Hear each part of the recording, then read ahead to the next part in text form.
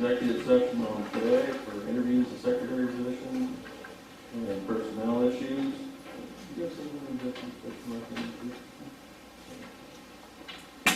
Okay, I'll make a motion to approve the minutes for September 16th, 2024, regular monthly meeting.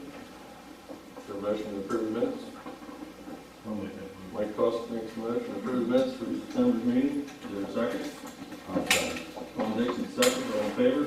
Aye. Any opposed? Motion carries. Public comment. First one on the list.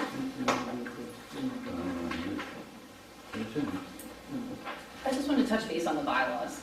I know I went through the RTK process and did everything with the appeal and everything. I know we went through the drilling of the security box and everything like that. Nothing was found in there. Do you have like steps, like next steps, as far as that process Yeah, goes? we contacted the solicitor, she was working on it now to resolve it.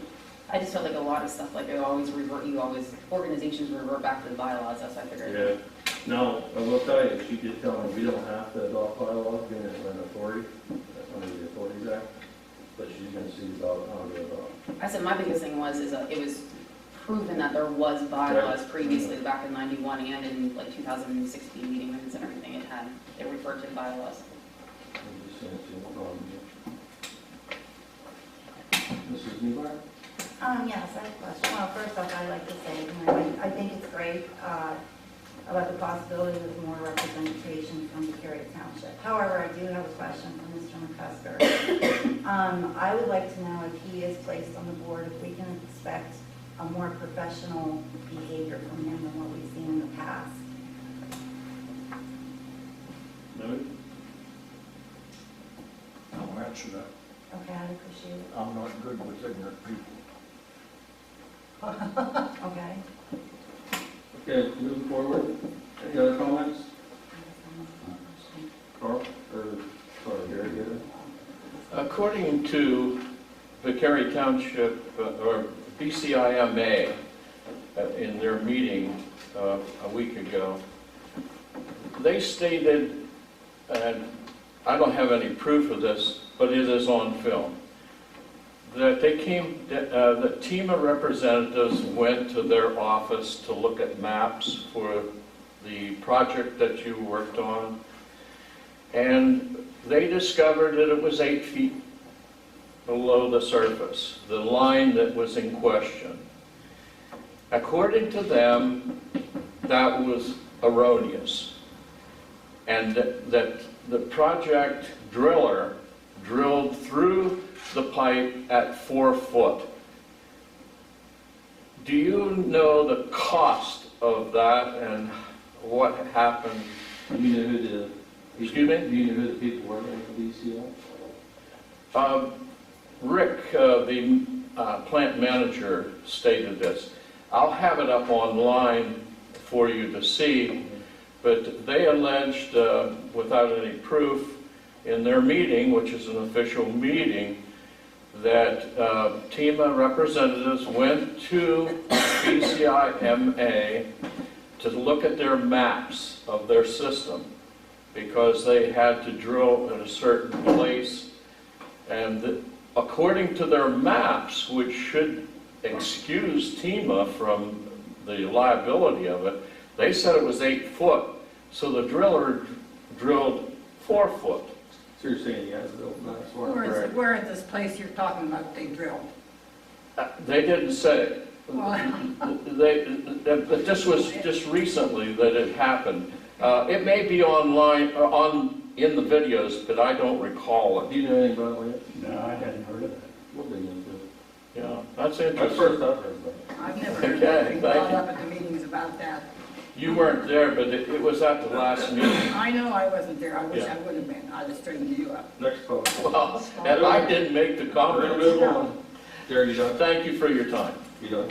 Yes, Was I'm that good. CNR that was the drilling, is that what you're referring to, or? They just said that during the project, that representatives, I don't know who they were, they didn't name anybody, went down to BCIMA to look at the maps. They discovered that the line was allegedly down 8 feet. And you don't have, do you have a GPS device for seeing, it's a radar? Mr.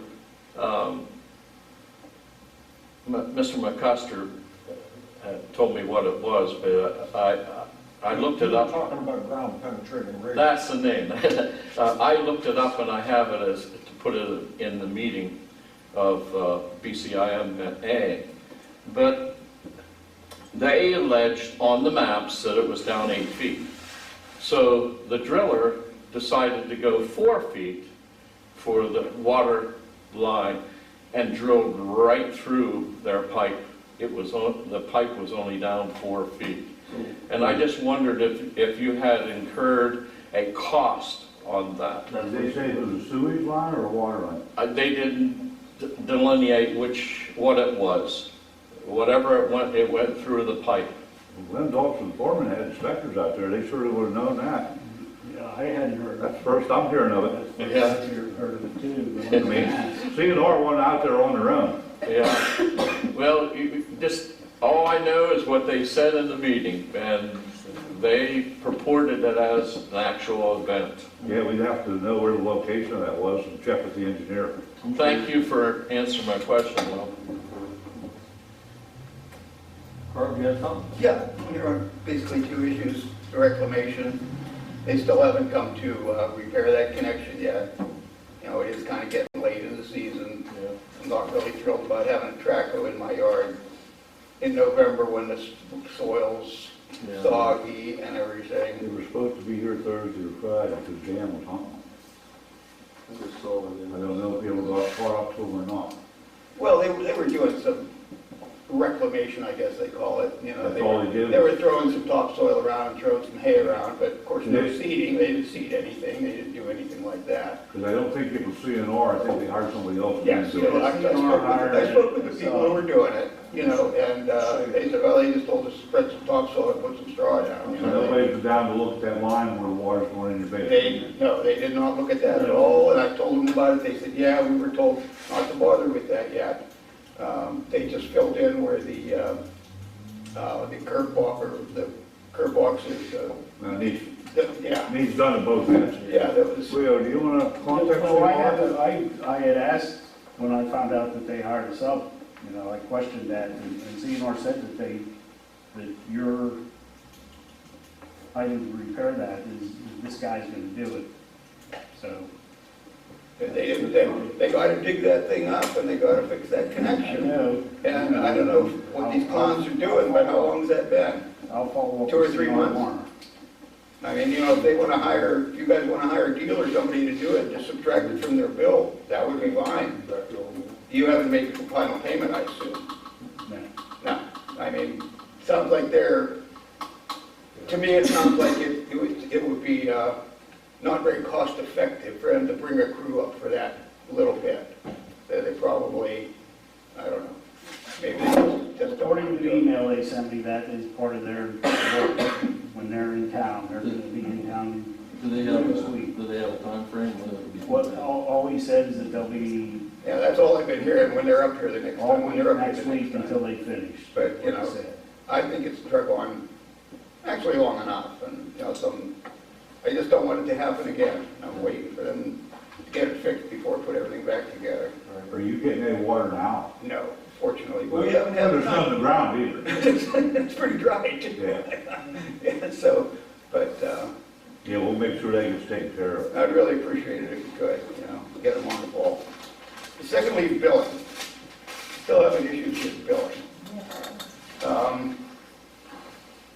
Okay, I printed out the history of my billing for me. Okay, we used like 2,100 gallons in June, 2,200 in July, and then when they put the new meter in, all of a sudden I had 3,700 gallons.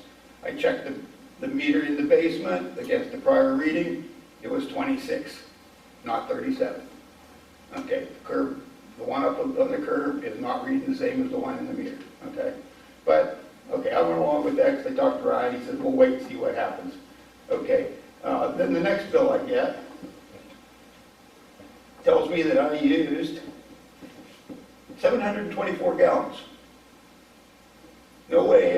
724 gallons. I used a lot more than 724 gallons. That's ridiculous. And the bill, they said, okay, your last payment was $190, which it was not, and that I had a credit of $86, which I do not. So I don't know what's going on with the billing. What that 86 or $190 was actually triple the amount of in March. They tripled that payment. So, Did you call the office? oh, I was down, so she corrected the bill for me. That's not a problem. But I'm just saying, this billing stuff is ridiculous. So you're And, being you know, high one month and low the next month. Yeah, and the one up at the curb is not agreeing with the one in the basement. See, the one in the basement should be taken out. Well, it's not gonna be taken out until this gets, until they start agreeing with one another. Yeah. Because the history always shows me around 2,000 gallons or something back, however far back this goes. So I don't know what's wrong with that, but it really seems to me that, I don't know, you probably discussed it. Personally, if I were on the board, I'd be trying to get billing back in-house. You probably bought that service 10 times over by paying this clown. You know, you could buy the computer program, you could do your billing in-house, even if you had to hire a data entry person a couple days a week to do it. And then there'd be no finger pointing as to whose problem it is. There's nothing wrong with that billing program. They do it. Oh, there's not. Oh, there's not. Okay, yeah, there's not. I don't want to get back and forth, so I know that's happening. Well, There's obviously a process. though. Is that a manual read, Carl, or is it a touch read? You know, if you're, The manual read on do the, you know if your meter is a manual read or a touch read? At your house? at the house, it has Is it? on the outside, but it's always agreed, Okay. you know, with the inside reading. Okay. Okay, with the numbers on the meter, which I just read, actually this evening. What she's saying though about the meter people, they do a lot of it, and right now it's the only place that's involved. Osceola's doing it, Well, I'm sure it would kick out a bad read report. Yeah. It is a bad read report. You Are should, they having should other only use. something's not getting entered right, or something's wrong Something's on not. the reader. Oh, I didn't get With it yours- down and over until she took care of it, there's no problem at all. Yeah, oh, nobody's having any trouble with here. Well, What we need to do with yours is manually read the meter down in the meter pit for a couple of months. And if it's screwed up, then it could be. well, Dan looked at it after that, what I thought was an erroneous reading of 3,700 gallons. He looked at it, he says, well, that's what it says. Yeah, especially if it went the other way the next But one. I said, the downstairs meter says I used 2,600. You're saying that one up there says I used 37. And 26 is your average. Well, that's average, that's actually a little bit high, you know, 22, 23 is average. Yeah. What kind of test do you run on a flow meter? Do you have a test you run on a flow meter? I think that's one needs to be manually read. yeah, well, that's, she just said it's work. At the meter, not on the reader. Open the pit up and read at the meter. He's Yeah, right there. You understand what I mean? Yeah. Do not read that out, you read down on the meter. Okay. And talk to him to see what he's got inside the house. Now we can compare the two. Too much difference there. Yeah, quite a bit. Yeah. Yeah, it'd be different if we kept going high every month. When you go high to low, Yeah, then I don't know how it said that I had a credit of $86, that I paid $190, and I did not give him a check for $190. Yeah, well, at least you're on, Carl. Pardon? At least you're on. No, I'll pay for what I He wants his 190 back. Right. It'd be great if I had a big credit, I right? appreciate your honesty. So, Okay, thank you, gentlemen. Yeah. question, Carl. I don't know, I don't want into the money part, but the numbers, if you add the 3,000 some and the other one, and you add them together and divide by 2, is that more close to what you use? Like you said, you used the one you were billed, what, 3,600? On the new meter, yeah. Yeah, and then the last time it was just like 700? Yeah, 700. So if you add the two together and And then divide by divide 2, it, then yeah, it's you're probably pretty much close to better. the average for 2 months. What would be the chance that you read like a 5.5 When they weeks register, instead that of could just be it. 3.5? Yeah, that would, yeah, I never thought of it that way, but if you had that 724 plus the month before divided in half, If they're not that'd be ready, just about, that'd be the just same about day right. every month. If you read it late one time and early the next, Right. you would end up with Yeah. what you're looking But at. that was quite a discrepancy there. I check it manually first, though, read the meter, and then go from that. Yeah. Those readers don't work all the time right. Well, maybe it is in the reader, you know, I don't know. I don't know how the dollar credit would have gotten so big, but I don't know. That would put him, the low one to the high one to what his averages are, that would put him right in the ballpark. It did read them the last, reading in that area the one time and then first the next. It would be low. Yeah. You'd have a high and a low, and it should have a check. Maybe the first one would have been about 27 instead of 37. That would be closer too. Yeah. Okay, well, thank you. Thank you, Just Carl. look into it, please. Appreciate it. Appreciate it. Good. Talking about billing and stuff. I didn't show up the last couple of meetings, but I need to thank Ryan, you know what, that was taken care of. My billing is up to par. These guys took care of that backlog and all that, so I appreciate it. And I know it was quite a few months, but it was taken care of, so. Appreciate it. Any more public comments? I just want to say thank you for setting up for the Beccaria Township supervisors to come tonight to discuss that. It's been a long time coming, so it's greatly appreciated. I see on here like setting up committees and everything, and I think that might be beneficial then too, being able to have that on there if you're setting up committees. And I'm going to personally thank both of you for coming tonight. Thank you. You want to do your, I don't have a presentation. I had right to knows interfered with, so I didn't get information back like I should have. So I will request that the board highly consider doing what the PA Municipal Authorities Code says to do about right to knows. And when you're selecting committees, select a right to know law enforcement officer. That's the one who handles all right to know and they report back to the board. It could be Casey, or it could be any of the board members, it could be Ryan, but you need to appoint and follow the letter of the law. Only personal issues and litigation matters are not right to know available. This being delayed, that's just wrong. You have no business sticking your nose in my right to know. None. Well, I want to make sure the information was accurate, and the information that I talked to Casey that was sent out was not accurate. Well, you're coming in after you already stepped in.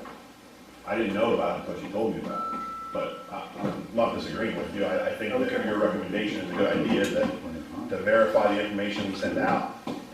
Well, it eliminates a lot of the problems.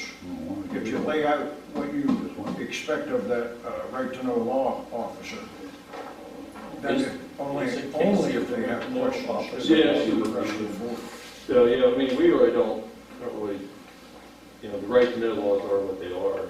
I mean, I don't think we really have any dictatorship on that, but I agree with Brian, you should be getting the correct information. If it's not correct, then, I agree that we need to give you the correct information. You understand what I'm saying?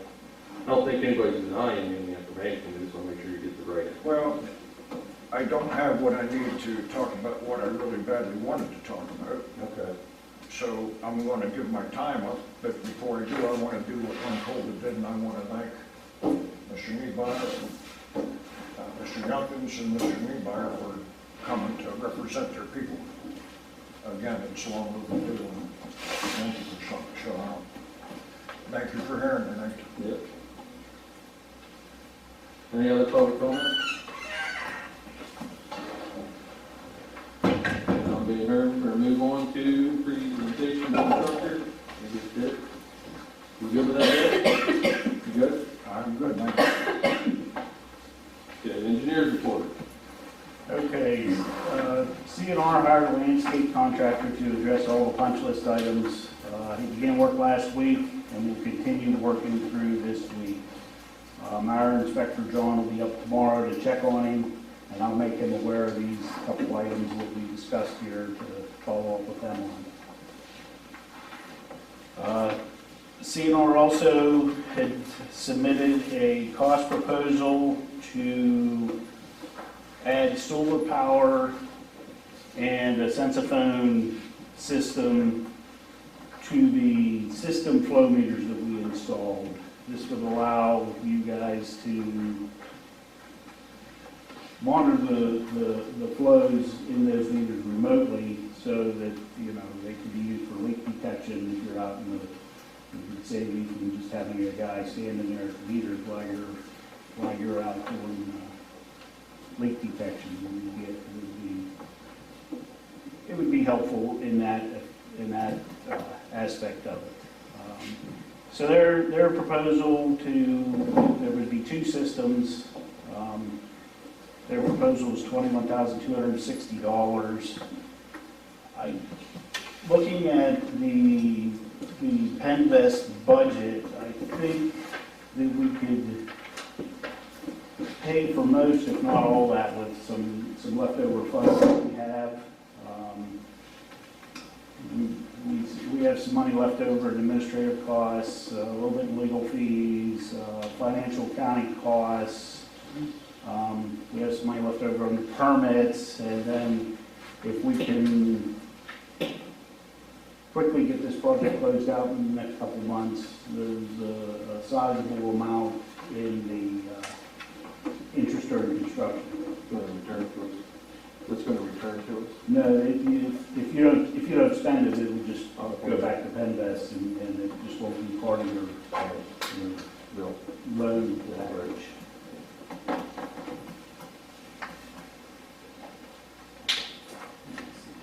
This monitors, are they at the weirs or after, you said a valve?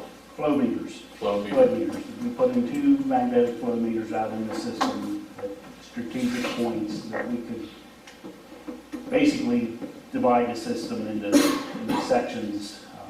And by manipulating valves, they can tell whether they have, yeah.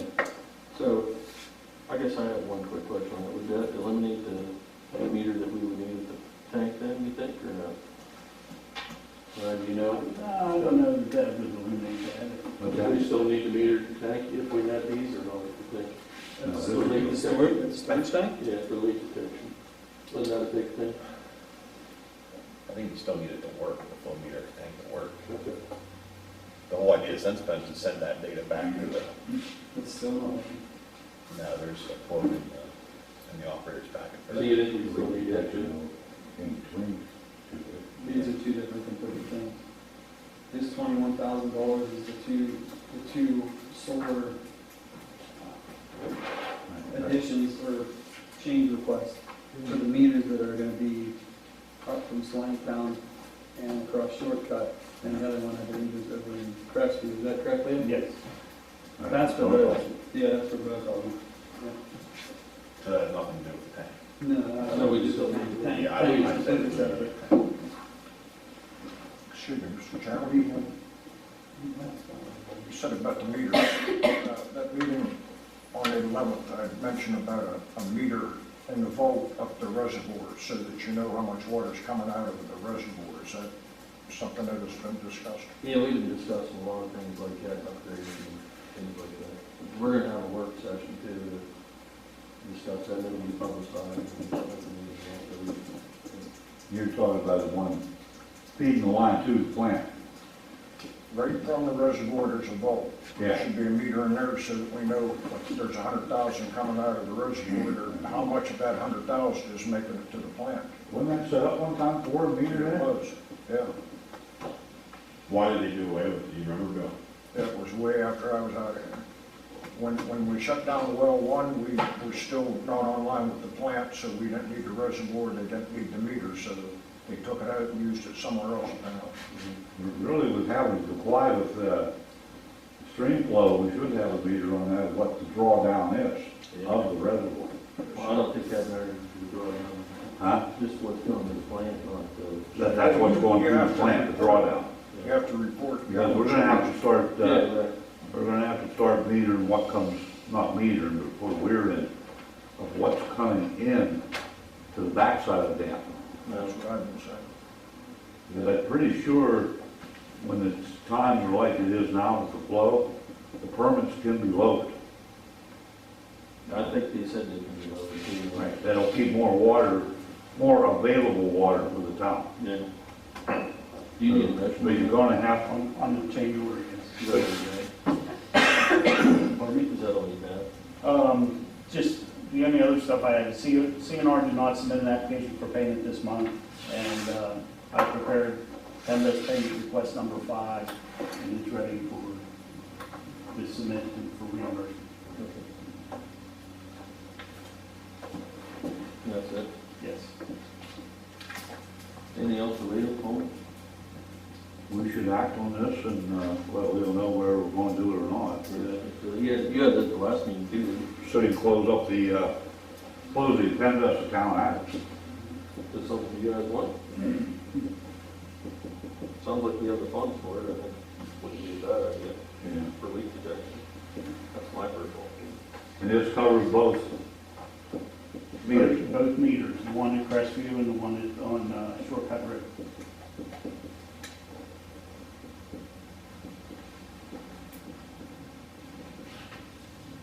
Yeah, I'll make a motion, we go to, put it in for $21,260. Tom Dixon makes a motion to get the contract change request. Went for $21,260. Is there a second? I'll second. Mike Cossick seconds it. All in favor? Aye. Any opposed? None opposed? Motion carries. Let's go to Leo.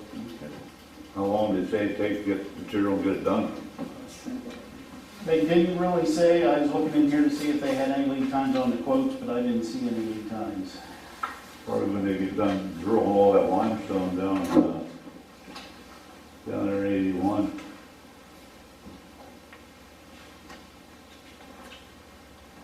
Oh, you may see an R, when are they gonna do it? I imagine they'll probably have an electrical sub. do most Well, they're of gonna it. sub it. They'll have to have an electrical sub do most of the work. Yeah, I mean, they understand. may do the, you know. Well, they'll set probably pole put work. the sign in the pole up. Yeah, electric labor is 40 hours there for it. That's actually reasonable, $80 an hour. That's pretty cheap, actually. Next up is office report. Is the operator report, Operator's report, I'm sorry. is the operator report in you guys' packet? Yeah.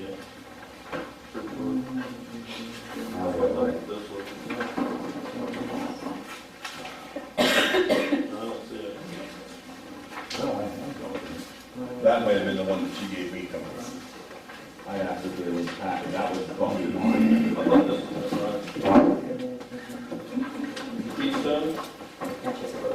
Yeah, there's a bunch of quotes in there. Want to go over it? Yeah, let me pull up my copy of the operating report here.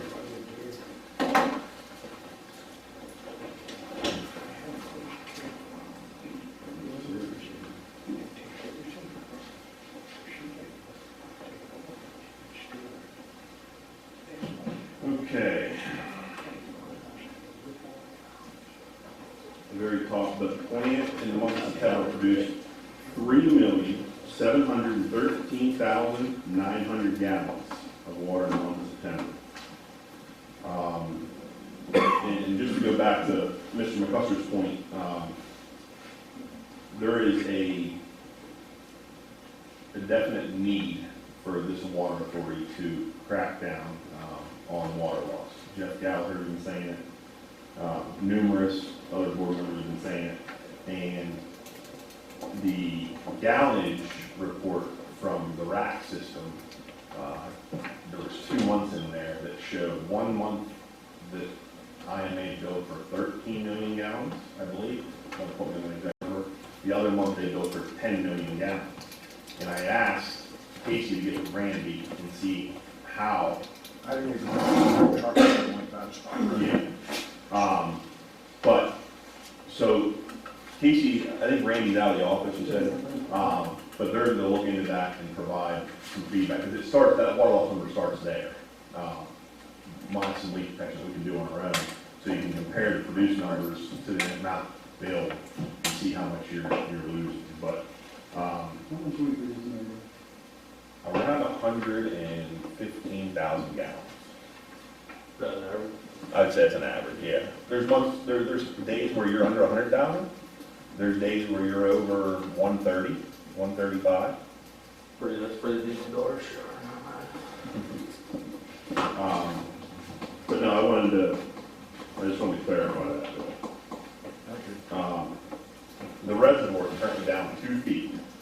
The stream release valve had to be opened for us to meet the stream release required by permit. And looking at the extended forecast, it's dry. Next 10-day forecast, it's dry. When Gwen Dobson was here on Friday the 11th, the decision was made to turn on the permanganate pumps into the raw water feed. And I had asked Dan on Friday to get the well ready. We also, on Friday during the meeting with DEP that Tom Brink and Mr. McCusker was in attendance, we had discussed the emergency response plan, and I haven't seen a copy of our emergency response plans and when the well should technically be turned on. I know that that was a hot topic at last month's meeting. So we have blown the well off, and it is ready to be turned on. Now, I would like to see a 2 to 4 hour flush. Jeff, how long did you flush that one? Did you ever use that well?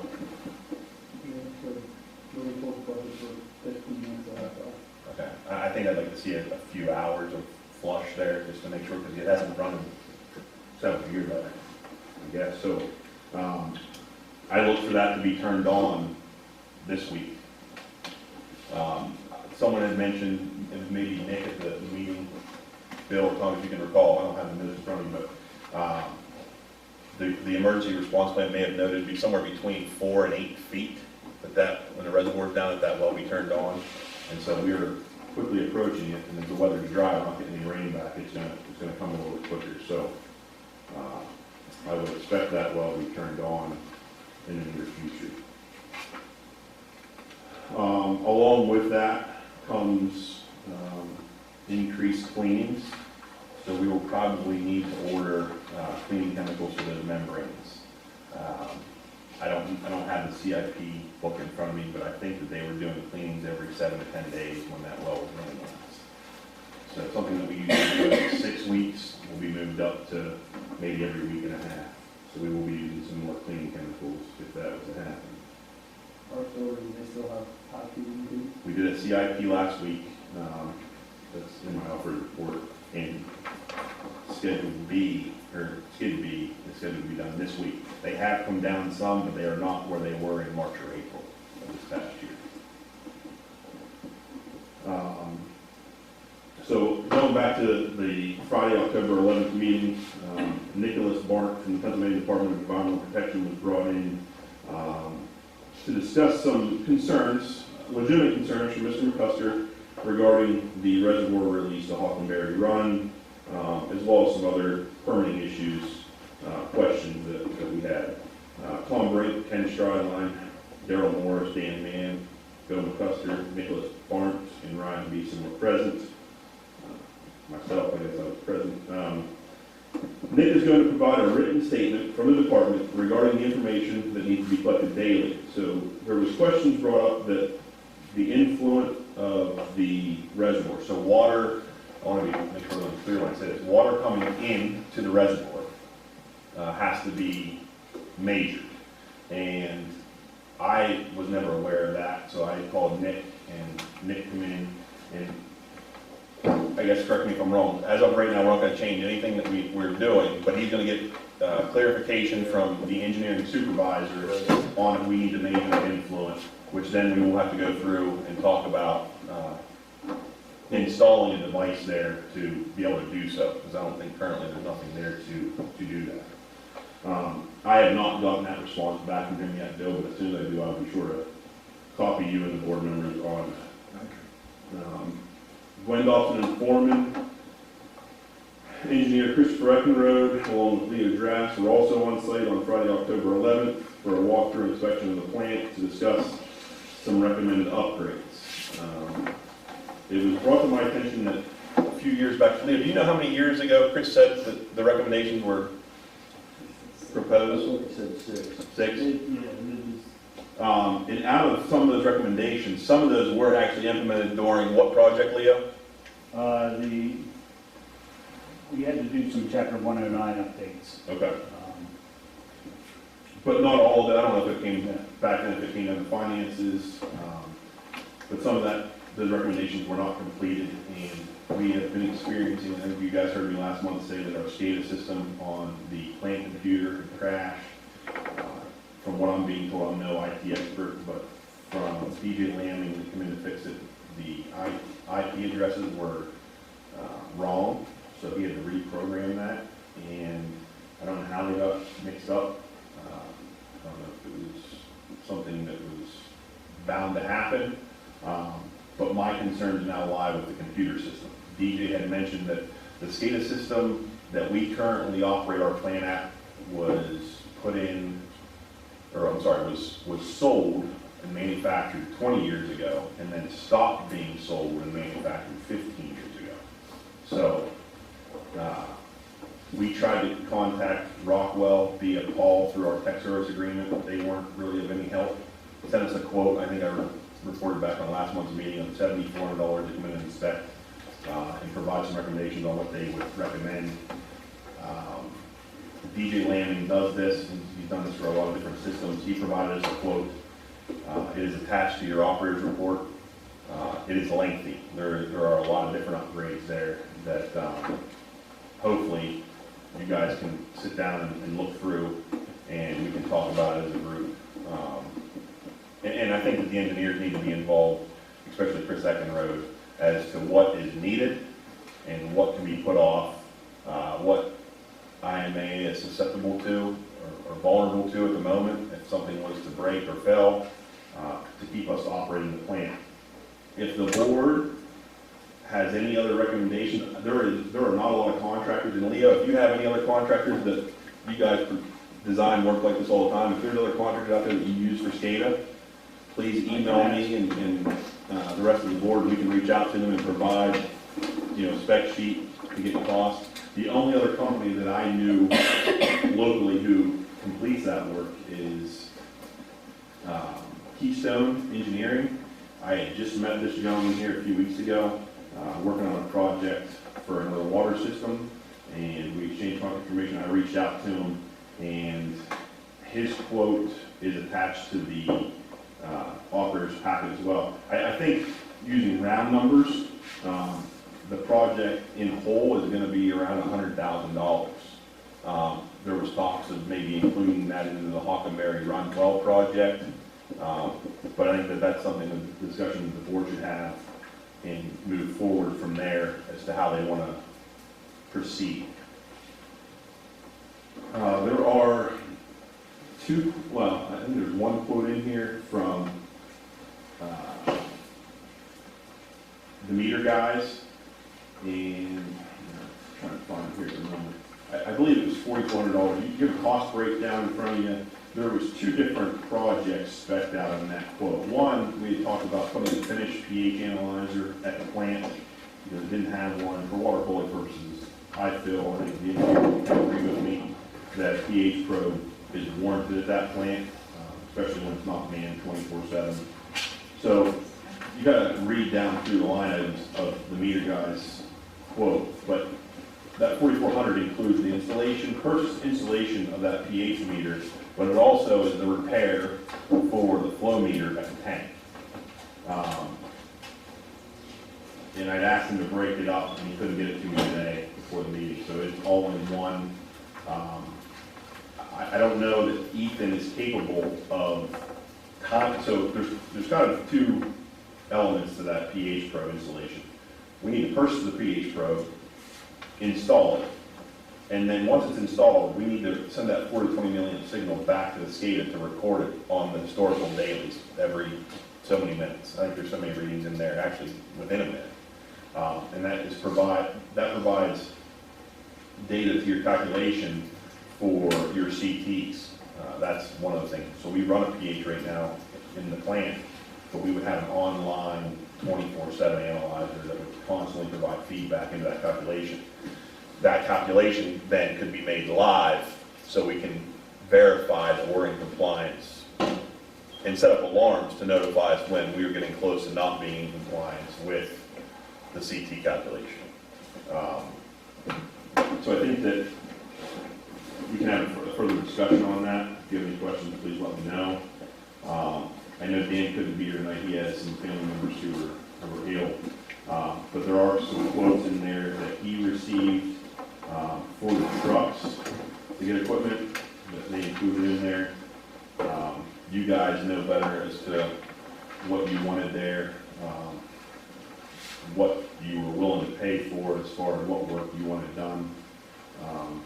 But those quotes were all over the map because they weren't really specing the exact same. What did you see one there? You went down with him there. Yeah, we went through places and we got 2 people who said they were going to send us quotes and only one did. Where'd you get there? Down in Hounsville, where'd you get a quote? Keys. How much was it? I don't. He didn't, he never sent it. Oh, he didn't send it. I tried calling him all day and he, What was this guy doing here in, the fallen timber, is that what I seen? yeah, Glendale. What was he doing, the whole truck? No, he said that's what, he said about doing the whole bed. For $10,000. I can buy a brand new bed and put on that for less than that. $10,000. It takes 2 spots.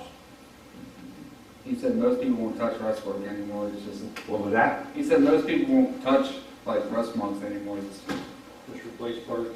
yeah. It's not rusted through, it's just a surface rust. Yeah, 10 grand's quite a bit. The key to tell you what he wanted. No, not yet. We definitely want to table that till Yeah. next month. Going back to Jeff's question about the TCP, so we had put those off because of the SCADA problems that we were experiencing last month when we came up to fix our SCADA program. The full CIP was done last week, and the other SCADA will be completed this week. Quarterly calibrations for the 4th quarter have been completed, and calibration figures have been updated. I am in the process of getting a quote from USA Blue Book on all of the calibration standards that will be needed in the 2025 calendar year. So I have been coming to the board and asking for motions for approval for us to purchase those calibration standards. They're needed as part of compliance for our permits. But instead of me asking every quarter, I'd like to just ask for it one time before the calendar year ends, and just place one big order so that all the supplies are on site when needed. So as soon as I get that quote, I will email it over to the board members. PRWA's Matt Bittner was on site twice in September to assist with leak detection. 2 leaks were identified, one on the IMA side, one on a private party side, and I believe, Casey, Dan's not here, but did he send a letter, did you send a letter out to that property owner letting them know that they had so many days to fix that? Yeah, I believe so. Okay. Matt Bittner is scheduled to be back on site later on in October. As part of that, there was one boil water advisory that was implemented in the month of September. Bacteria samples were collected, and the boil water advisory has since been lifted. Without Dan being here, as my knowledge, there is no current boil water advisories in the system. I would verify that tomorrow without him being here. The quotes are all attached. If you have any questions, please let me know. The new benchtop pH probe that was not working, that you guys motioned and approved for me to purchase, has been installed in the plant, and there's a calibration logbook that the guys are all using daily to make sure that that slope's not drifting, to make sure that we're replacing that standard. You can't leave that pH probe in a dryer. You just wasted $1,600 or whatever the cost was. So we talked about that last week when we installed it, to make sure that every day we're using the standard to keep that pH probe in solution. Daily chemical inventory sheets have been prepared. I walked through the plant last week, and we were discussing some of the mixes, some of the pump set points, and the guys were marking those down, I think, on the walk around, but I want those at each station, each chemical station. Just for example, if you're an operator, Jeff, and I'm an operator, and we're together on Monday, and I make a change, and you're out working on something else, we come back on Tuesday, but now I'm sick and you don't know my change, and you failed to look at that paper from yesterday, you might make another change, and now we're overshooting or undershooting, those goals. So, kind of, yeah, repetitive, just to make sure that we are aware of everyone's changes, because there are numerous operators, Dan and myself, they could all be up there looking into issues. That's all that I have. Mr. Chairman, BCIMA has, at each weir, they have a device with solar panels to monitor the weir. Why doesn't TIMA monitor at the site where your water comes in? Where the water comes in? Or where At it's coming out? the reservoir or wherever? So, I guess I'll answer that question, but the communication, I think, is the biggest thing. Our reservoir is a considerable amount away from the plant. To run that, there would be a cost to that, but I have recommended putting a cellular camera up, essentially, to take a picture of that every so often. You can take numerous pictures within a 24-hour period, but we would still have to go out and verify that information. I don't know that that's going to get sent. There are shell cameras out there that would send the information to a phone, but I think you have to have cellular service, and I don't know that we get cellular service at the plant. Go ahead. At that meeting, and Nick Martin, the DEP guy, said you could use trail cams, but they would have to pre-approve.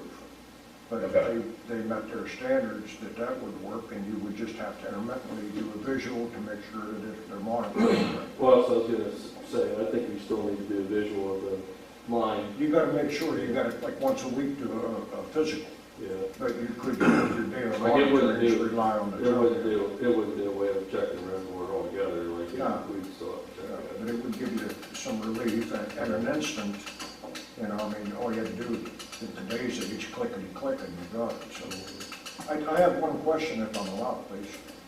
Actually, two, do you monitor the turbidity from the reservoir water? You monitor that daily, right, consistently? At the plant, to the raw water line, yes. And does it fluctuate or does it stay pretty constant It'll fluctuate. with like rainfall? Yes. Yeah, okay. I just wanted to verify, because that's what I was taught. I just wanted to see, because that, to me, And it's even more do important. the NTUs and the turbidity, how are they effective on, you know, hurting the filters versus the iron and the manganese from the wells? And especially if we cut the water down to just a little bit above system use.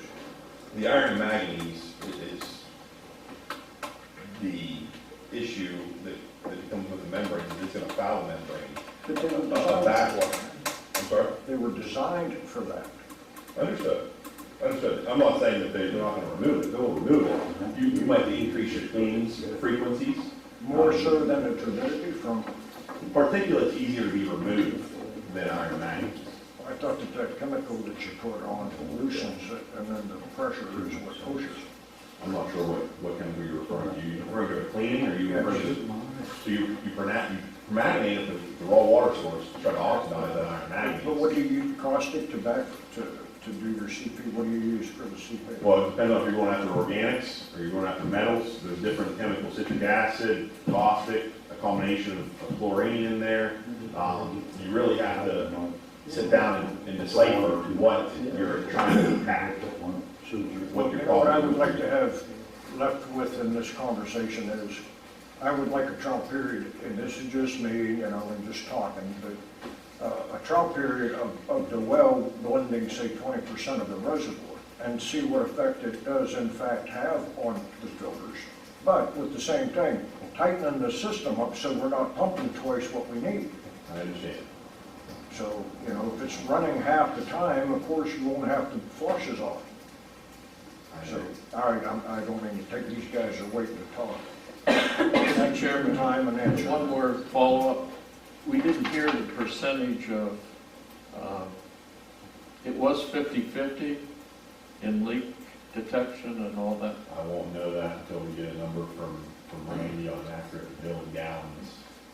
Okay, thank you, Mr. Chairman. You done, Ryan? Yeah, one second, hold on. Casey, did you hear back from Randy at all today? Okay. I'm sorry, Terry, go ahead. That's okay. I want to ask Brian, what is CIP and what does that mean? So clean in place is what you do on a membrane filter.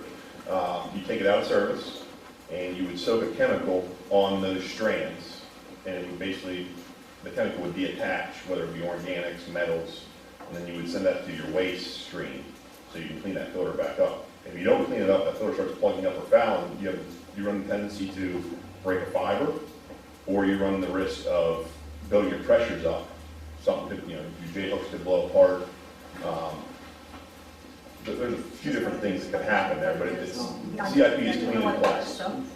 So right now, we're doing clean in places every 6 weeks, and we're doing a semi-cleaning every 6 weeks after that. So at the recommendation of the engineers, the EFMs were just started when I came on in January. Okay, what's EFM? You're gonna kill me. I don't know the acronym for EFM. But instead of using multi-chemicals that's used in the CIP, you're using one chemical to try to specifically attack a certain characteristic that you're going after on cleanness. Thank you. Thank you. You done? Good? Did you use I don't need a motion tonight on anything I said. I will ask for a motion in December for for calibration standards instead of asking for a motion every quarter. I'm going to get a quote from USA Blue Book. And I'm trying to get some other companies. Hawk, we can reach out to Hawk. Hawk's typically a little bit higher price-wise. Did we get a price for the repair of the meter at the tank or no? So I'm waiting on a quote from DJ Lamming. And like I said, if you guys know of any other companies that do flow meter work, that's a chrome flow meter up there. I'm being told it's somewhere between 6 and 7 years old. Historically, they last for 20 years and don't have any issues. But the motherboard is not working on it at the tank. Is it older than that?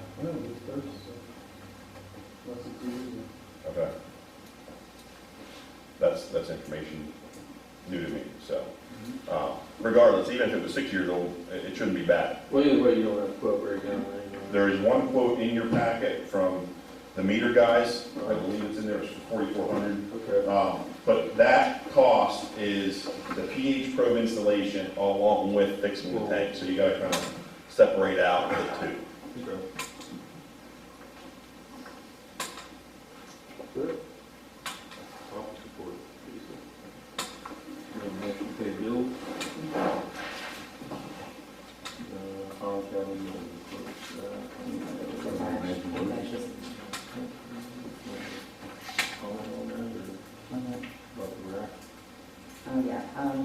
Like Ryan was saying, I did reach out to Randy about the gallons bill, and he's hunting, so maybe get back to us. And the audit is a little less than halfway completed, hoping within the next 2 weeks it'll be completed. If anybody doesn't know, and the contents in the box were some VHS tapes, well too, wasn't it? Yeah, I put everything there. All three balls, huh? Yeah, all three bills, 3 titles, permits, deeds, and a cassette tape, and a couple letters, and the original articles of incorporation, I think were in there too, weren't they? I thought it was the same. I think it was. Yeah, one of those. Yeah.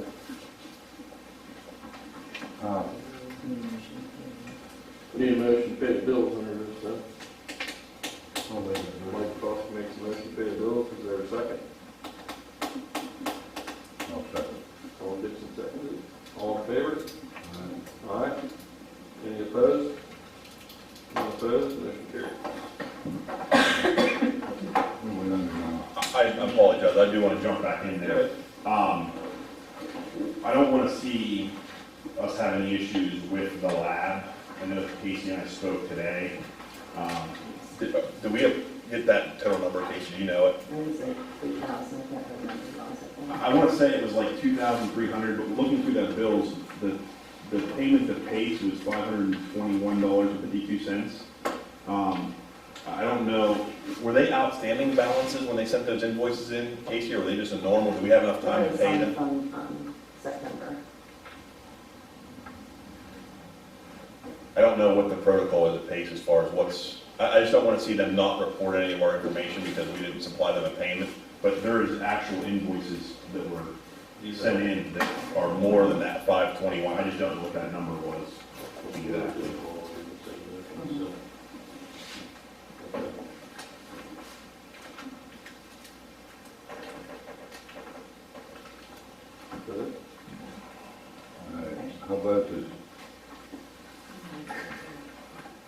How about the ridiculous bid we got for the truck? Well, I think I think we should look into get some sanded down and get some spray bombs and match and paint it. That is absolutely ridiculous. I just had a blue truck painted for a lot less than that.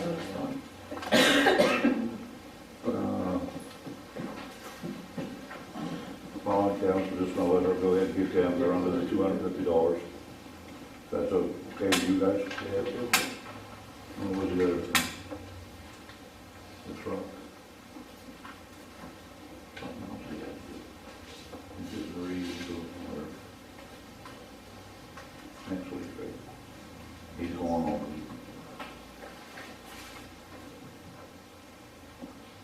Is it? I think that's it. That's it? Yep. Casey, what was the amount that for PACE? $3,439.16. We don't have a total on here. We have more. Old business. You guys have anything for old business? I was gonna bring you guys into old business, Beccaria Township guys, since we already voted on this once. I don't know if you guys wanted to kind of have anything to say, or? Well, our secretary had said you invited us, and you wanted to talk to us about it. Well, yeah, well, so I guess I should clarify that too. Like I sent her an email, so we could set up a meeting, right? And, you know, we really couldn't agree over the time or whatever, so I contacted our solicitor and said, hey, what do you think the best route to do this would be so we don't violate any sunshine laws or anything like that?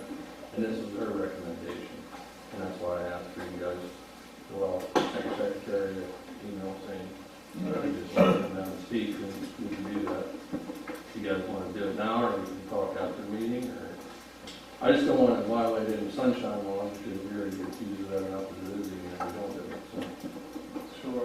You know, I mean, I don't want to break the Well, law. it's up to I know you. you guys want to break the laws,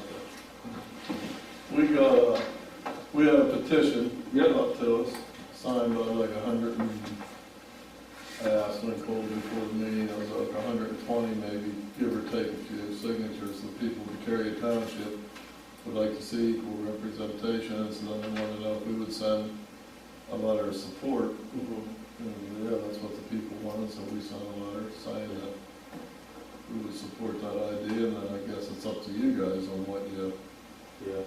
and so I don't know what we need to talk about. It don't matter to me if you want to do it. Well, I don't know, I have the resolution from the attorney how it has to go, if it would go that way.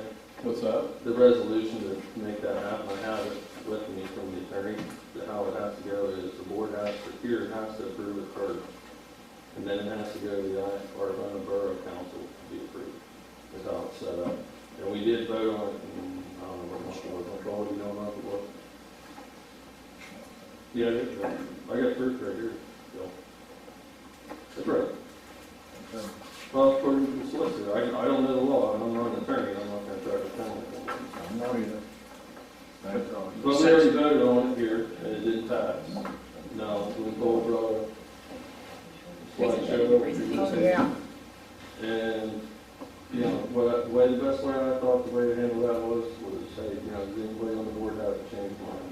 You know, the board members spoke up and said, hey, maybe we ought to talk to the Beccaria Township supervisors and, you know, get everybody together, which we can't really get everybody together unless we do like a work session or something like that. I'm sorry, what was that part? We can't get like everybody together and make any decisions unless we do like a work session. We can't make decisions in work work session, I don't believe, but. We can have that discussion. We can have a discussion. But like in this open meeting, and that's what the solicitor's recommendation was, to do it in an open meeting like this. And that's why. Thank you. That's, yeah. So, but, Well, that's the same, you know, as far as our end goes, it's your solicitors who go, the ball's gonna be. right, and that's right, and that's the way we voted on it, it didn't pass. That's where it stands right now, if you go to petition, we haven't re-voted on it. I haven't heard mention or anything like that to be re-voted on by anybody, so. Right. So somebody could make a motion I tonight? could probably, but we don't have a full quorum, I mean. But you have enough for, Yeah, you more- voted on other things. But, you know, like I say, it has to pass this board first, and then it has to go to the IRVONA Borough Council, and then get passed there also. Can I ask you a question? Yep, Is all you got, everybody gets appointed on that board, does everybody go to that council, or voting council? the IRVONA does all the appointing now. They do all the appointing. And I've called, has anybody else done any research? Can they change it? Because Beccaria Township was appointed by the supervisor. No, they make the recommendation. They hand in the letter of intent, and the borough does the appointing. Okay, I agree with that, I agree with that, but they do the recommendation of. They do the recommendation, and the council does the appointing. Has anybody done any research on any of this? Anybody? Okay, I have, and I've reached out to other municipalities, water authorities, and they're all set up just like we are right here. Everybody, Collinsville, Curlinsville, I call Altoona, it's all set up the same way. I don't mean that, you may not agree with it, but that's the way it is. Could turn it back over to the IRVONA Borough. I've heard that, but I don't know that much about all that. I'm not really willing to climb down that Start road. in the first place. But, like, you can call, you can check my facts, call the water authorities yourself and check them. You know what I mean? So, So in other words, the governor, I'm a little bit confused, maybe you can help me. yeah, So the council, the Auburn Borough Council, yeah. is a governing authority over you guys. No, they don't govern it, they appoint it. Okay. But now they're making decisions for you guys on representation for this board. No, Look, sorry. that's a conflict of interest. isn't it? Yeah, well, not really, because they're the ones that created the water authority. Well, that's besides the fact. It doesn't matter who created it. Well- What I'm trying to say is, you guys just stated that your solicitor said that it had to go through that council. It has to pass this. Well, that tells me that that council is the governing body of this authority. Well, they're the ones that do the appointing.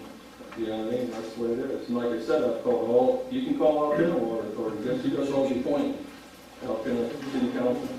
Yeah, but Altoona's a little, like, with that though too, like, they're an entity in itself though too. It's not like they have, like, it's Altoona, you know what I mean? Like, we're like Beccaria Township in our Yeah, they building have too. other townships that's in that water authority. They own, how many water authorities do you think they own, Brian? When I worked at Altoona, they provide water to Bellwood Borough, Hollidaysburg, Duncansville, Logan Township. I don't know the exact numbers on that board as far as, that they have line in Tyrone, but I don't know that it goes into Tyrone Borough. It might be like Grangerville or Tipton. I don't know that we go the whole way into Tyrone. So Altoona Council is in charge of all the water authority. They do all the appointments. They appoint the board members, from the way I understood it when I worked there, and the board members can make their own determination how they want to run it. Right. I could maybe clear that up a little bit for you, Tom, but I might be wrong, but I think what goes on is they, like Cambria County, I'm on the board at Rock Run. Cambria County owns Rock Run. They get a board to run it for them, but they still want you to know we own it. Right. So it's sort of in the same. Right. So, Carol, not to cut you off. To me, that's a conflict of interest. You've got people on the same, that come from the same community, appoint the same people on the same, from the same town. I mean, to me, it's a conflict of interest. I mean, the way I'm looking at it, the way you explained it. Well, yeah, everybody. I mean, it really is, because if you've got the people on the council from this borough, they're not gonna vote for Beccaria Township. Oh, I don't think that's necessarily the case. I vote for the township people all day long. I I don't Put them on there. personally, Municipal authorities. personally, before this turns in, Yeah, I probably, yes, it is, but it's not business. I wouldn't care if it was for Beccaria Township people.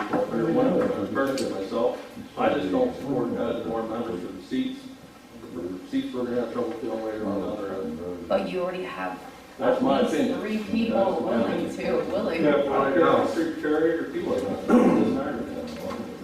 I just don't support adding more people to the board. I don't. Because once all the bull crap's over with, Yep. you won't be able to fill those seats. That's And my you're going to personal make another opinion. resolution. If that is the case, then go and make another resolution at that time. I'm not, you know, I'm not doing nothing else. I've been more than fair with this. You know what I mean? So, I don't think so. well, everybody's entitled to their own thing, Bill.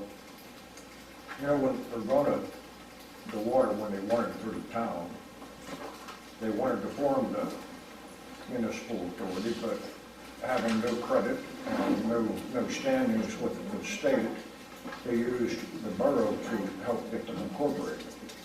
The first time they took a Pinvest loan, borough wrote off. The only thing that they were left with was the appointed. In '97, when Carl Rudnick was appointed, it was, they picked him, and it just went through the motions, but it was said that Beccaria Township picks. Yeah, well, I think the way it's set up, Bill, so. I lived through 2 of them. We are going to move on to everybody. Dick, did you guys have anything else you guys wanted to say?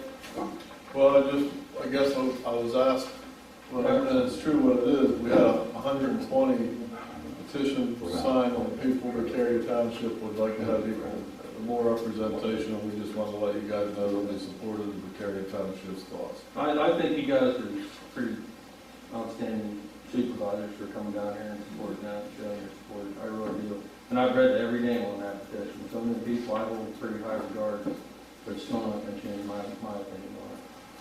Sorry. But you would go to 7, Mr. Brink. You'd only need 4 for quorum. Well, then, like I said, there's seats we wouldn't be able to. How many times do you think a year you guys have trouble filling seats? I can remember when we had about As far as those towns, well, we've only got 3 township supervisors, so we didn't need 2. But I mean, for the BCI and the IMA, have you ever had trouble filling those seats? Well, we cut it down, I would Yeah, say. we can't use anybody's telephone. BCI is not, how many seats does BCI have open? 3? Mom's the only one. No, BCI has 3. So Everybody you're has 3. putting Everybody has into the 2. future based on your views No, of what you I'm think will happen. trying to That's your That's where I see. But the will of the people according to that means nothing. No, it doesn't. No, like I said, I don't want people. No, you will listen but ignore it, No, I'm not. so it doesn't matter. If I would have ignored it, we wouldn't have voted. According to the solicitor, we don't even have to have anybody from Beccaria. Well, That's true. We don't Yes, know you what do. you're talking about. What, there's one on here. At so, least one. listen, before this turns into a big argument, we're gonna move forward. New business. I do have one Unless you thing, guys have I something know. else. I'm not gonna cut you guys. I did find a problem, and I think till we get it settled, that trailer's gonna be parked. Okay. There is no title for it, no license on it. Well, there is, but we don't know where it came from. No inspection on it. I asked Casey to see about renewing the license, and that, she dug out the title. We never bought a title. Oh, I give the, Would you be able to help us out with that? we have a You certificate can of do origin. an involuntary transfer by court order, That I have to do that. or, and your attorney would have to do that, because you have to file with the court. Well, what if I go back to where we got it? I have the certificate of origin. But it's You 3 years. have a certificate of origin, I Yes. can help you tomorrow. There. If you have a certificate of origin, apparently you've never surrendered it and titled the vehicle. That's why, when I see the certificate of origin, and I know that it wasn't filed. If you have a certificate of origin, you give it to me and I will process it. Okay, right? A few years back, I give it to somebody to be taken care of, and it wasn't taken care of, and we just discovered it. I'm hoping it ain't. You look at it and tell us what you can do. Yeah, I think you should certificate get of quotes origin, on I that can. and change it. What's that? Get quotes on it. There's There's other other, notaries around, check it out. So we're gonna move on to, Well, we see what that open title law there. go ahead. I have a question. Sure. And I've attended every meeting, I've paid attention, I've even taken quite a few notes. I don't remember in any of those meetings, the board making a vote to appoint you to call the solicitor to find out about this with the Beccaria Townships. That means you took it on yourself. That's illegal. It's The illegal. chairman of the board here has always called the attorney. Only with board approval, because you're incurring debt to the authority. No, I don't believe I don't so. think we got any voice for that. That's true statement. I don't think we got any voice for it. Anything that you do, you need to vote to do it. There's a lot of stuff that. You have to have majority board approval to spend money. Yeah. Mike, can I address that? Yeah. You said about like the solicitor. Do you know that she contacted me at my house? She called me. How would I know if she called you at your house? Well, I know, but you want to turn and talk about a bunch of shit. Well, Hey, I know it's not me. watch the lines, we're not gonna get into an argument, we're gonna move on. I do have something there, quick. I do want to thank them again for coming and actually standing up and reading that and going through it and going through, sending that letter and everything like that. It's just, it feels like it's a slap in the face that you're turning those Beccaria Township customers down, and I know I can get a ton more if you would like me to do so. It's pretty much a slap in the face when we are the ones that are consuming the majority customers in this water. Oh my God. No, it is. It's a slap in the face. But yet, things that like get brought up, like committees and stuff get brought up at one meeting, then boom, it happens at the next meeting. Or when somebody is dismissed and other petitions get signed and changes try to get made a couple months later, it's amazing how things like that happen. But when it comes to something that involves a majority of the customers in this community, you just want to shut it down. Well, first of all, the solicitor I have didn't shut this it written, down. I have the paperwork. I'm sorry, I couldn't hear The you. solicitor didn't shut it down, we did. I understand, but that's what I'm saying. Why are you not willing? I didn't hear a vote. Well, We voted on it months ago. Yeah, What are you a couple talking months about? ago. I'm talking about now. You're saying that you're not moving forward. They're just trying. I'll ask one more time. I'll ask one more time if I may, Mr. Chairman. Yeah. Somebody can make a motion tonight, and if there's a second, and then you can have a vote on this tonight. You should. We don't have a full board. And I appeal to, You got quorum, it's required by law. Okay. It's still, Wait a minute. You don't want to vote because if Dan Smith were here, it would be 2 and 2 and you would break the tie to not. But since it would be 2 and 1 and you can't vote, Don't tell me I can't vote, I can vote. you can't vote as chairman. I can do. No, you cannot, sir. You can break a tie, is all you are entitled to I do. can do, I've watched it, I've researched it, I can vote, okay? You show me in law because I can show you in the Municipal Authorities Act. I'll show you, I'll get it all up for you, and I'll show you. We're gonna move on. Thank you, Mr. Go ahead, Nick. I'd like a motion to approve the resolution for quality. Do I get a second? Jeff Gallagher makes a motion, let's take that, is that a second? I'll second. Tom Dixon seconds it, now we'll do a roll call. Casey? Want to do a roll call vote? It's down the table. Yep. It's down the table. Mike Cossick? What do you want? Do you approve the? No. Tom Brink? No. Can't vote, Tom. I'm telling you, I can't. No, you can't. You Yes. can break the ties, it's the only thing you're allowed to do. You're not even allowed to make a motion. Wait, I- Okay, I'm not arguing. yeah. Motion fell, sorry. No, we'll move So I didn't hear her ask, on. Did you have? the initiative. Yeah, she did. Oh, okay, thank you. No. Setting up committee. New bid. So, here we are. Committee. Was We there, talked about was there a this. tie, just to clarification, was there a Yeah, tie? there's a tie. Yes, there's a tie. Good call. Then the borough will have to break it, or the mayor, Table it. the mayor has to break it. Well, table it next meeting. Okay, thank you. You're welcome.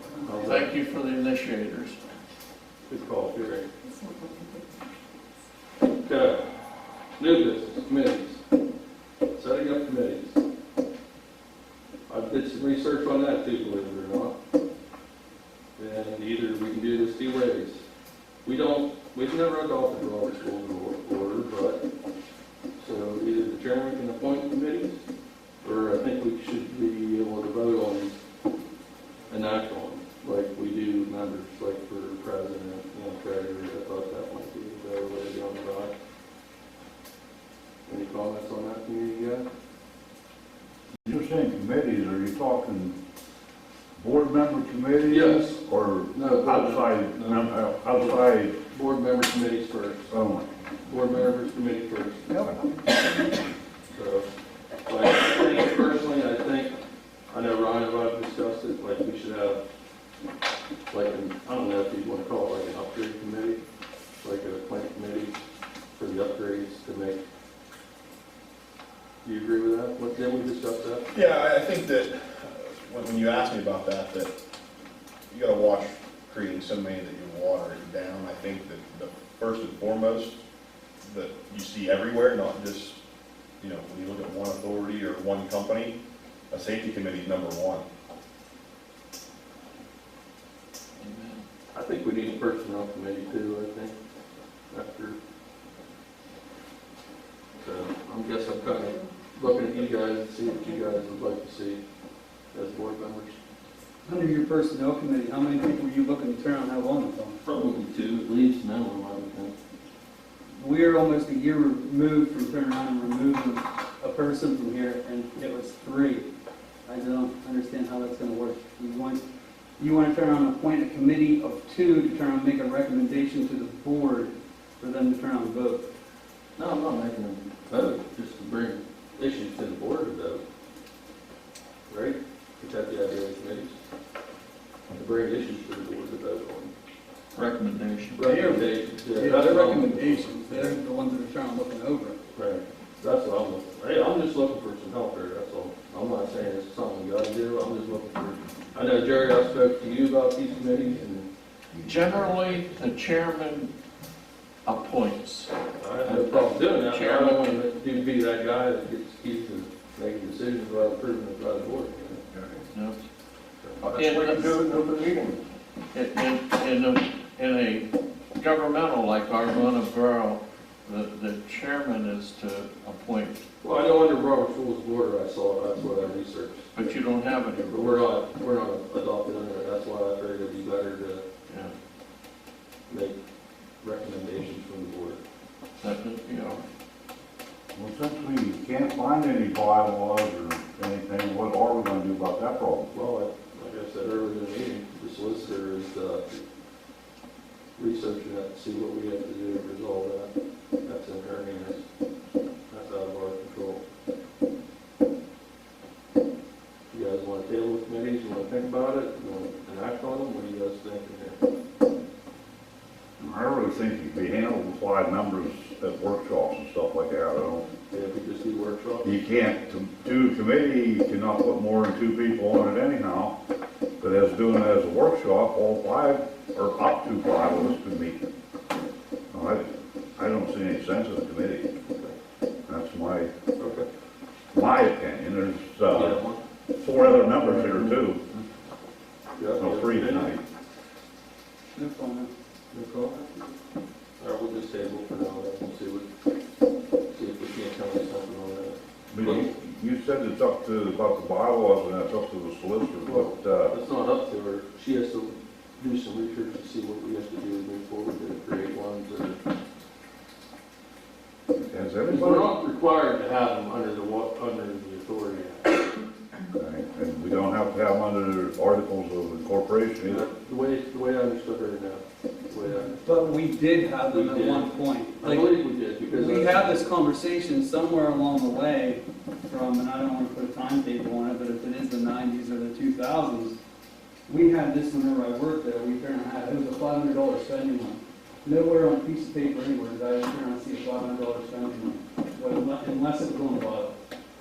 But we turned around, we made an amendment to try and make that $250 on something that we never even seen before. It was all hearsay. Doesn't make no sense. Well, one thing I'll say is I'm all for the tighter spending. I think the money. It wasn't that, it was just where did that number come from, or where, on what document did that, like, it Oh, I see. existed somewhere, somewhere. No, but I agree that I think with the tighter spending up here, with all the projects that we could be doing and putting that money to good use, making sure that the money's not being wasted is a good thing. Yeah. Mr. Chairman, Yes. related to the committees, you have so many priority needs right now. that even if you put one board member on each of the priorities that you need to do, and that particular person could be the overseer to make sure that there's no delays, like you don't, 2 days after Thursday, you're on the job, but, oh, we don't have an answer, we'll have to wait till next meeting. Well, if it's pertaining to this, then they know who to call, and it takes the burden. You're not supposed to be the CEO and the No, I board agree. chair. I- I don't mean that like throwing stones. No. I'm saying there's 5 up there, well, on the board. Yeah, yeah. So if you delineate responsibilities and everybody bears the same or a fair share of the burden, Yeah, and there's no delays, and the operator and the secretary, they know who to talk to about things. I've talked to several people about the committees and stuff, and I'm a big fan of it actually, and I'm hoping we can enact it. I really am, so. I don't mean to interrupt you, Tom, I just want to say that Bill is absolutely right. I'm all for the less spending, but there needs to be a system in place that if you have a raw water line that breaks at 2 a.m. and we don't have the supplies and we got to order them, I shouldn't have to wait to call you guys 6 or 8 hours down the road because we lost a hell of a lot of water. So I think you should be able to, and maybe I'm wrong on this, if I'm emergency, I'll take it, but like I would think that as a board, we could pre-approve the committee could spend up to a certain amount. Well, what he's talking about there, though, that's a no-brainer. Well, yeah. You go get it. It's a very good- There's no. But even at that, just say,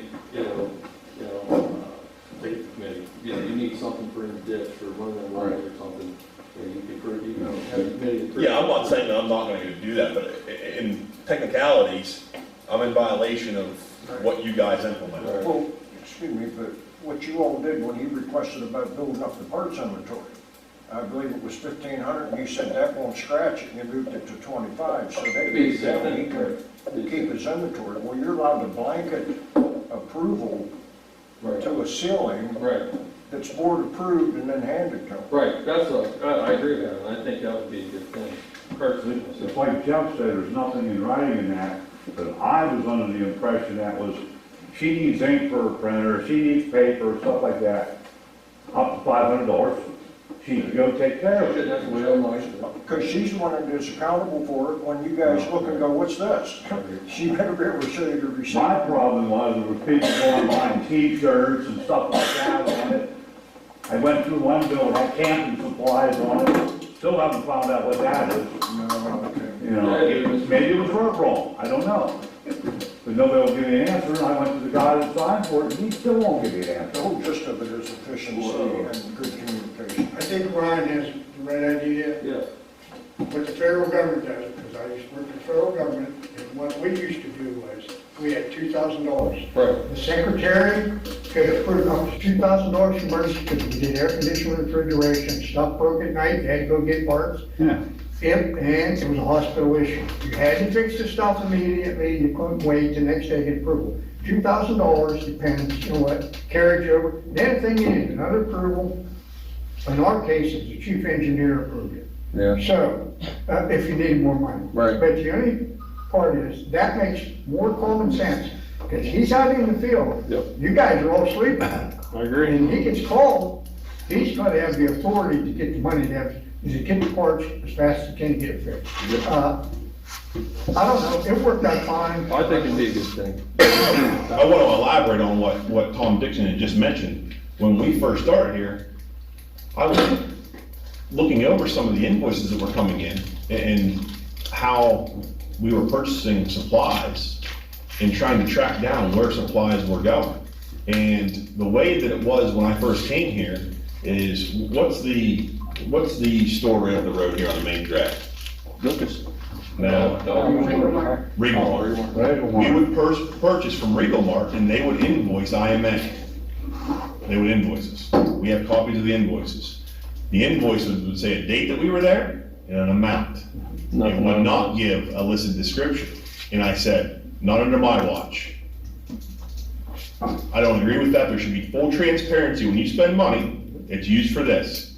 So I said, if we're gonna buy from Regal Mart, we have a P card. Swipe the P card, but you have to ask for approval for whatever supplies you need. Why would we invoice and give it, it's October 21st, we get an invoice today from September 2nd. Who the hell knows what we purchased on September 2nd? That's what the federal government did, exactly what he said. Yeah. They give a card.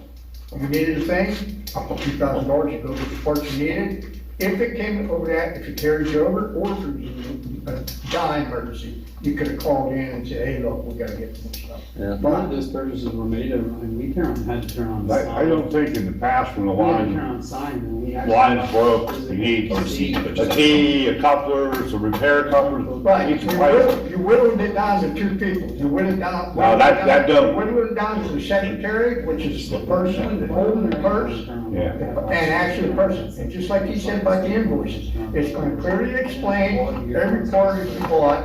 She's not gonna be in no trouble for overspending, and she isn't either. It all works out fine. Yep. Yeah, that's, like I said, that's what I We have understood, two for, independent people. Right. That's just the way it is. for your everyday things, you know. For you guys to come to this board when you have some, that's Right. just a waste of your time. Well, I think we can probably, when we set up that work session, I think we might want to dig into these committees a little bit better and maybe get some clarification from what we can actually do without the bylaws and things like that. Maybe we can go ahead and get something in act on paper that we can vote on at the next meeting, say, hey, we can do this approved up to a certain amount. One of the bits of information that I need to follow up on is with the suppliers that we use, making sure that they have fittings, which it's pretty standard what we use. Yeah.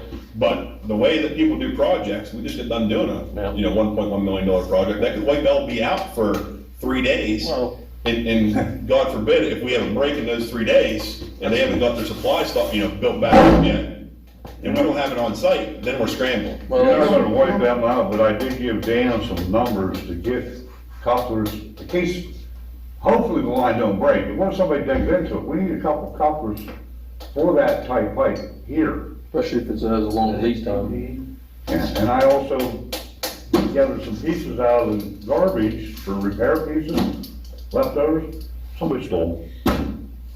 So, Must be a good price for scrap for HDPE. They're already carrying the cast iron with them, they want to pick it up.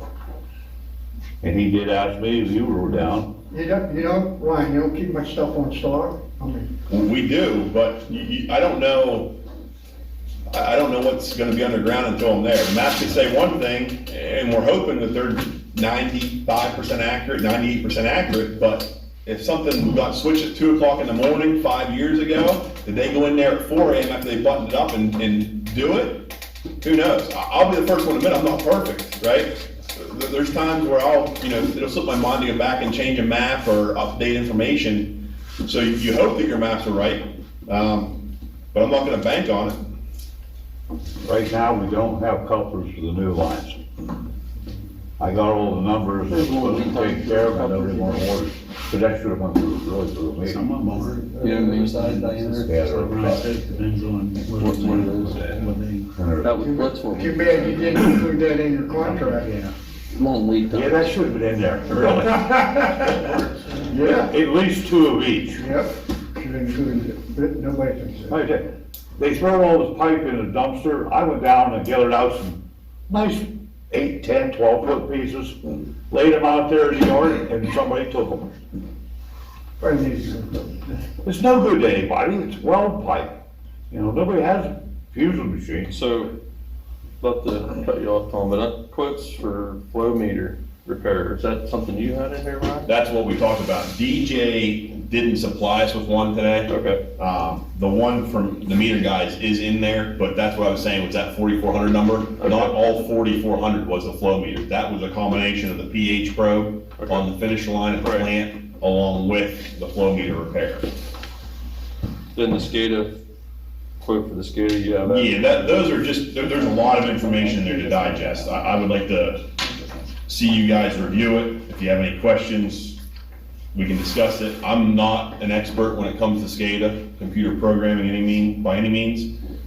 We can reach out to Leo. Do you guys have somebody who writes your specs for those projects? If it was to be a project that we can bounce questions off of if we need Talk to to? Matt Ritchie, and Andy Johnson is available occasionally. Okay. Andy went part-time, but he's still he's still around Okay. every now and then, so. So if the board has any questions, feel free to jot a bunch of questions down, because those are some big numbers. You know, $100,000 collectively over 2 or 3 smaller projects built lumped into one for a grand total of 100,000 is a lot of money. But again, I think that the board needs to get the information from the engineers on what is needed, what is dire, and what can be put off.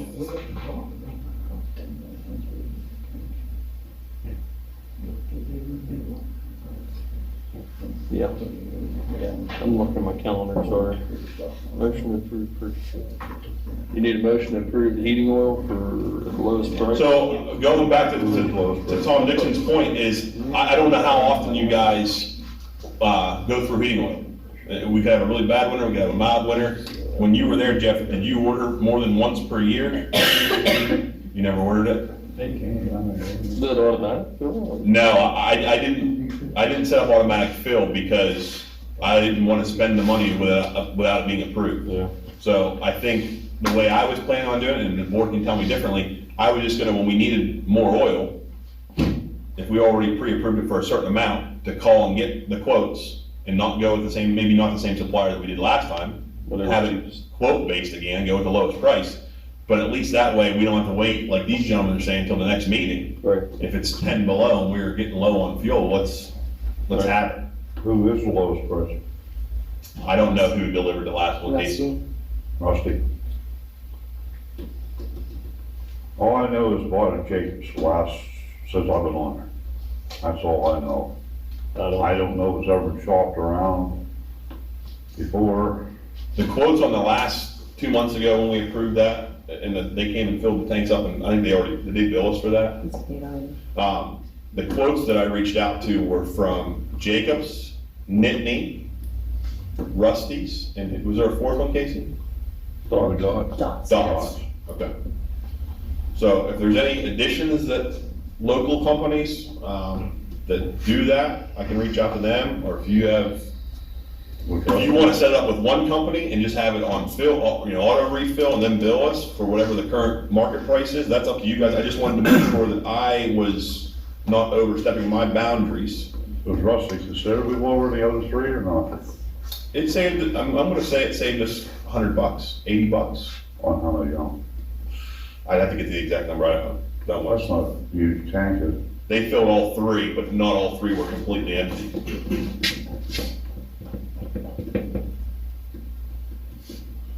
He's about 30 to 35 cents a gallon cheaper on propane than anybody else. But I own my own tanks. That's, I think he knows like 8 cents a gallon if you own your own tank. Again, all 3 tanks are full, and, it's been chilly at night, but it's not to the point where it's snowing and we're eating up a bunch of it, but I didn't want to wait until it was too late. Something might be possible to keep calling around trying to get people to bring in. The cheapest. Some people get a little funny about that. You want to just stick with one? Mike? I'll make a motion, we stay with Rusty for the next year. And then check, see if anybody wants to deal. I like that. Hell, it might be $10 a gallon this time next year. You never know. It might be $2 a gallon. So, We just don't know. yeah. Tom Dixon makes a motion to stick with Rusty propane for our oil. Is there a second? Mike Cossick seconds it. All in favor? Aye. Any opposed? None opposed? Motion carries. So can Casey just call them and set up on autofill, or how do you want to do that? Just call them when Or we're call low? it, I would call them and see what their options are. Okay. See what they have to offer. You know what I mean? Maybe it's, we use oil all year long for cleaning the skids, do we not? Don't they use hot water for? Yes. What about the off-road? But he'll bring that up too. Which I think all of them do, other than Dots. Dots don't have off-road for some reason. I don't know that. That's what we were talking about. Huh? That's what we were talking about. Oh, it's off-road? I think that's what we ordered the last Well, one. no heating oil? I don't think. We were getting heating oil too. It's not off road anymore. Well, it is, it's the way they do I don't know. Next year it's gonna be cheaper. it. I hope. Hopefully. Trump gets in, maybe. You're wishful thinking. I said it anyhow, I'm not gonna apologize for it either. Thank you for your post. Yes, sir. Trump don't get in wearing big. You ain't a kidding, Mrs. Morrison. Any, Hey, Democrats said, vote and vote often. Yes. so, More than twice. Yeah. yeah. Anything else, anybody else before we adjourn? Bill? Comment I made about the meter at the vault, at the reservoir. It was discussed, anybody gonna make a motion, you think it's important enough to look into, to purchase? I mean, I know you're scrapping bucks, but that's a very important. Well, we got the one on the well, so it wouldn't hurt to have one out of the, there, and when we're blending, we're gonna know how much of each we're putting in. Cameras. Or at least what we're putting down the line. He's saying about measuring the flow of the water going through that main line. I'll make a motion, we investigate on what it takes to Get a quote. get a quote. We don't know what's out there for us, flanges and all that, to put the meter Well, in. you'd have to shut that main line down to put that in too, you wouldn't put that Well, in. we may not. There, I think there's five. Downtime. You can shut a valve on. Just to feed it from the tank, and feed it from the tank. there was one in there before, right? 8 inch? 8 inch, 6 inch? No, probably like 4. It's only a 4, but it goes into an 8 inch line. Yes. Oh, I see, it makes like a loop that goes around like. So we're gonna have to find out what valves it needs, what flanges Mr. it Grass needs. should be able to help you because you helped with, figuring out how to close well number 1, and he had, your people, Leo, even if you don't, I mean, it's on record somewhere. Yeah, We'll be able to I'm find out sure it is. What was it? It's gonna be on record. They have, the model and the. I think we should at least get some price and see what valves we need. I don't think we even need a motion for that, do we? If we're just getting a quote. It depends on who we get to do it. We can get Leo to Want to do get a it. quote? I agree that it's a good idea. I think the question I have for Leo is, if that's installed as part of our permits, do we gotta run the signal back to tie to SCADA? If you're gonna monitor that data, does it have to be recordable? I mean, you could, I don't know if you'd need to have it, a lot of places just use data loggers. You can go and download the data loggers Okay, Like once a wireless week or once a telemetry. month or whatever. You see what, Wireless telemetry, yeah. that'd probably be one of the options if they you could wanna do look it. into it and see what? You can still use the manual. Right. Yeah, Has that's for the physical. Has a little zigzag on it. I think the comment that I have to add on to that is, if we're gonna put it out there, let's just not do bare minimum. If we can get that information back to the plant and set up alarms around it, it's gonna be utilized a hell of a lot better, cut down your response time. Because if you put a meter out there and you're only reading it once a day, Yeah. and you don't have that information coming back, you go out at 8 AM, but it broke at 7 PM the night before, Well, you already lost 9 hours anyways. I'm all in favor of eliminating any human error, for sure, but if we could do that. You agree? Thank you for hearing me. Yes, sir. One more motion. Motion to adjourn, unless somebody has something else. I'm listening, John. Phone Dixon, motion to adjourn the meeting. I'll second that. Mike Cossick seconds, all in favor? Aye. Any opposed? Meeting's over. Thank you, everybody. Thank you, Mr. Chairman. Thank you.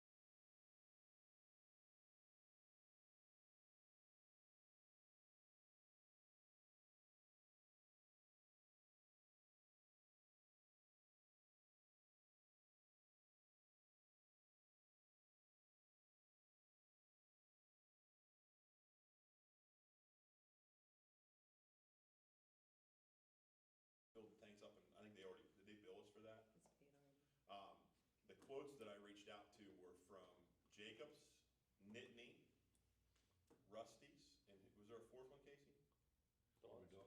Dots. Okay.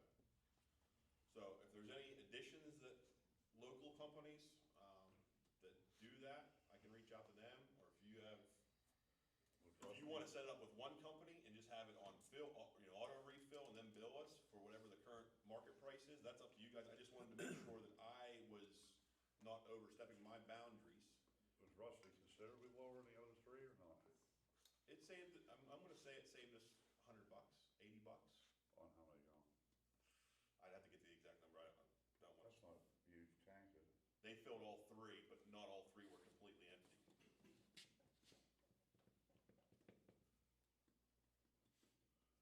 He's about 30 to 35 cents a gallon cheaper on propane than anybody else. But I own my own tanks. That's a that's, I think it's like 8 cents a gallon off if you own your own tanks.